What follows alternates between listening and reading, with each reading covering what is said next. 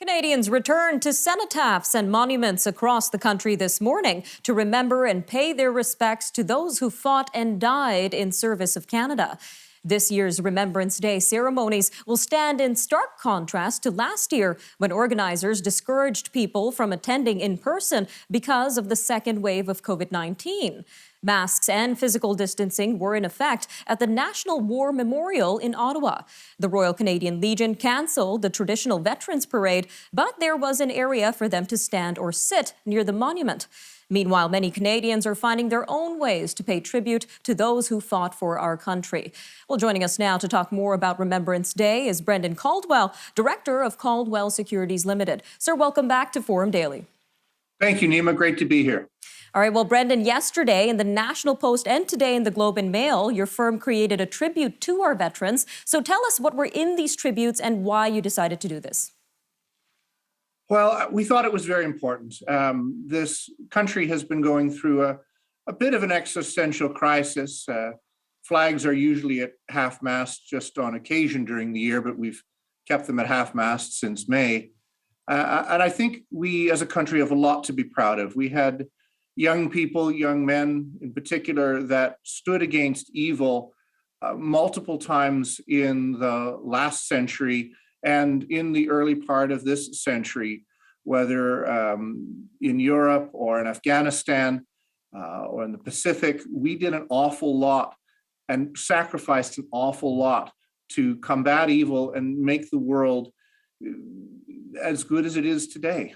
So I think that is something that we as a nation need to remember and pay tribute to. Some very powerful words there, Brendan. It's interesting. You mentioned that lest we forget may not have the same impact anymore because there is a new generation that may not remember or know about the sacrifices of our veterans. So what would you say to this group of people? Well, yeah, I think you're right. The lest we forget was an expression that meant let's not forget, but you cannot forget what you never knew.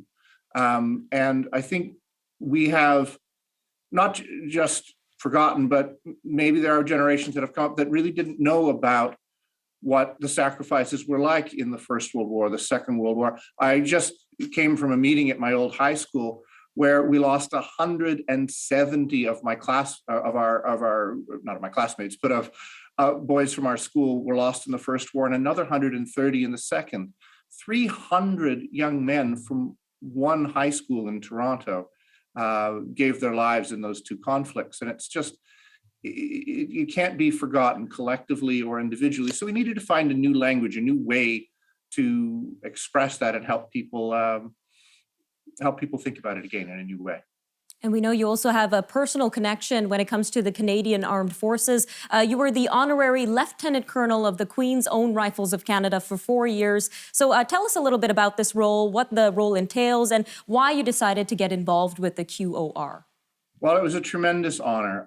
It was right as our role in the Afghan conflict was wrapping up, and we had a lot of young people, our riflemen, coming back from Afghanistan in need of civilian work. And soldiers think they should be maybe policemen or security guards because they knew how to use a weapon, but actually their training in communications, in leadership, and organization surpasses anyone at any level of their same age. So they may not have an easy time expressing what it is they'd like to do or translating the acronyms of the Army into civilian talk, but we got them hooked up with outplacement agencies and into careers that really do suit them, from being the CEO of an engineering firm to selling air conditioning.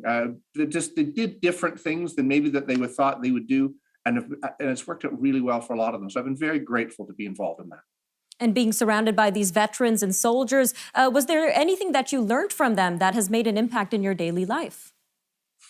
Well, it's the one thing I volunteered at that actually made my wife think I was a little bit cooler, just because they are such tremendous individuals that were willing to spend years of their lives to go halfway around the world to try and make a country better that they never would have otherwise been to or visited. But I